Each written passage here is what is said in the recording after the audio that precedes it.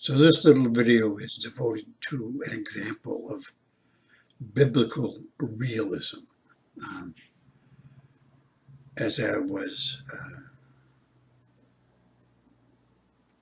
following up on my original writing of Jesus and time and eternity, I recalled that I had been exposed to the New Testament on a weekly basis for my whole childhood and then on a daily basis for my 14 years in the Jesuits. But as the New Testament was being read to me, or as I was reading it, I never really looked into it. It was kind of there it is every day, something important, but who knows what it means. And now I'm thinking that if I follow my own advice, as I sort of have done, of not going to Mass anymore, I lose the emotional impact of that performance and that ritual. And that emotional impact is pretty much the glue that holds Catholicism together in the case of the Mass, and any form of Christianity together in the case of their Sunday morning worship service. Each one of these performances is actually an oxytocin input, something that calms the anxiety effects of trauma imprints. And trauma imprints is something that everybody has. So, and my favorite, or, for me, the best place to show the emotional impact of biblical realism is to use the passage in the Gospel of John that describes the wedding feast at Cana. This is one of the places where, in my estimation, the Apostle John pretty much writes like Ernest Hemingway. Very short sentences, very much to the point, very descriptive, very simple. So here's the wedding feast at Cana. On the third day, that is, after meeting Philip and Nathanael, there was a wedding at Cana in Galilee, and the mother of Jesus was there. Jesus also was invited to the wedding with his disciples. When the wine ran out, the mother of Jesus said to him, "They have no wine." And Jesus said to her, "Woman, what does this have to do with me? My hour has not yet come." His mother said to the servants, "Do whatever he tells you." And then the following verses describe the changing of the water into wine. So I say, wait a minute. All right, it was a wedding feast.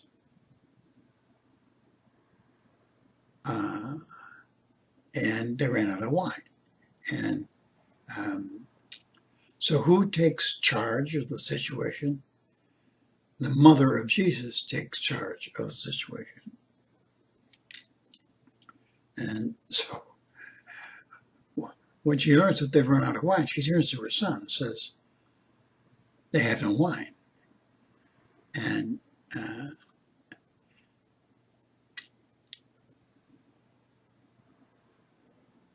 the impact, so I'm thinking, wait a minute.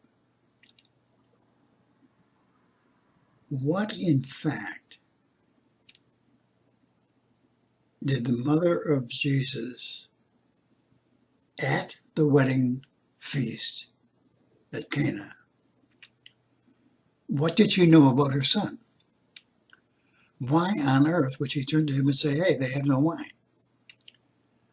So the implication of this particular exchange is that at that point in time, Mary, the mother of Jesus, pretty much knew who Jesus was and what powers he had. And the powers that he had were the control of molecules, that is, the control of material. Mary, the mother of Jesus, at the wedding feast of Cana, already knew that her son had the power to do with material things whatever he wanted to do. And I'm saying to myself, no, wait a minute.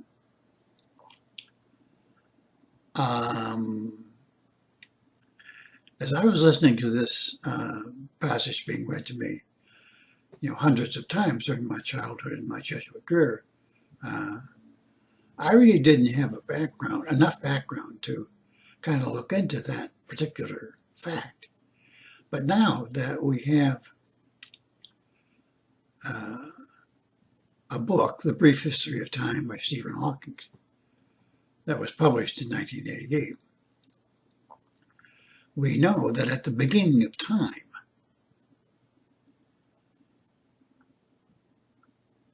material reality was created.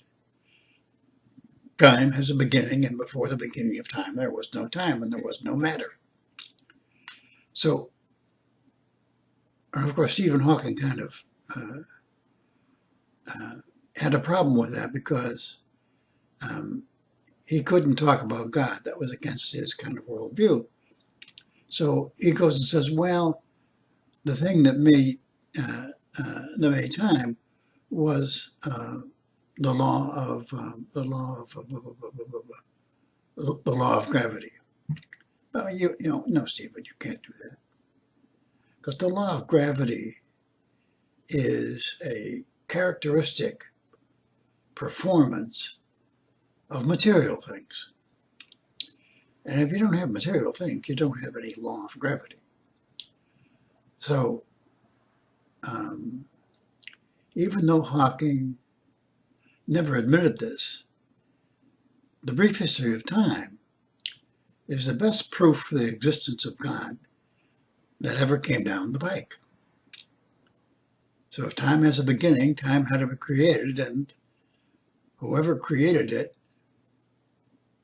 or whatever created it, is the creator. And that's the force, the entity, the reality that we now call God. So if Jesus had the power let's go back to the wedding feast. So Mary, the mother of Jesus, kind of knew who he was pretty completely. And it's also interesting that when they ran out of wine, nobody asked Jesus to do a miracle, but they did. Well, there's no mention there that they actually asked her, but Mary knew that Jesus could do a miracle, and even though Jesus was going to tell her his time had not yet come, she also knew that he trusted her enough to follow her advice. So she says, okay. She didn't really answer his observation that it's not yet my time. She just turned to the servants and said, okay, do whatever he tells you to do. And then what he proceeded to do was tell them to fill the jars that they had in the kitchen that were for their traditional purification rituals when they had a lot of guests. And it doesn't say what he actually did. I mean, there was no big abracadabra and no magical gestures, or he just looked at the jars of water and made an act of the will. In that instant, he changed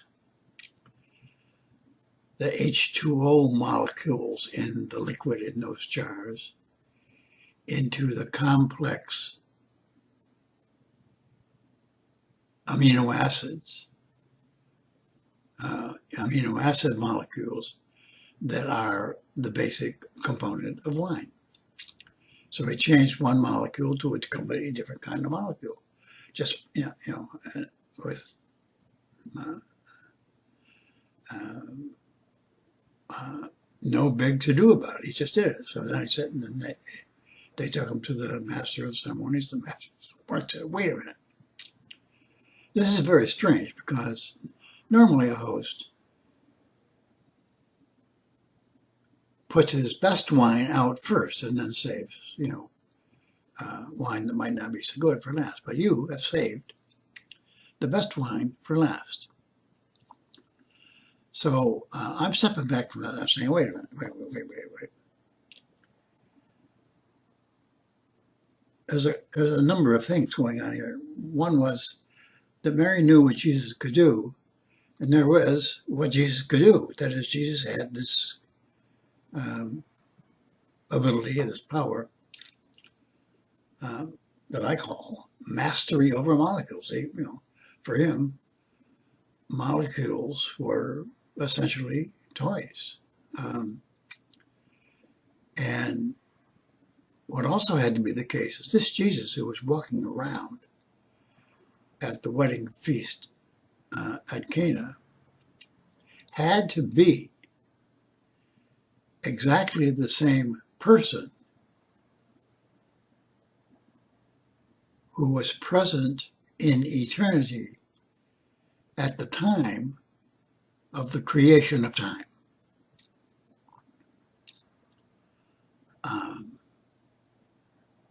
Okay, wait a minute. I'm going to need to take a little breath and kind of comprehend this. It's kind of like, wow. All right. I remember when I was studying theology, we used to run by the 5 proofs for the existence of God that Thomas Aquinas thought up. And I'm thinking to myself, well, Thomas Aquinas' 5 proofs are actually proofs about the idea of God. They weren't proofs about the actual performance of God. So what you have in the wedding feast of Cana, I call this operative God. Right? That's why I say, later on in the book, after I started to read the New Testament this way, I said, oh, right, well, as far as I'm concerned, you could forget Thomas Aquinas' 5 proofs for the existence of God. And all you have to do is track realistically and carefully the actions of this person, Jesus of Nazareth. And that proves the existence of the operative God. Not only proves that God exists, it demonstrates what God actually does. And so God is the entity, therefore, who created all material reality and is a continuous creative participant in all material reality, including us. And that's pretty much of a mind bender for me.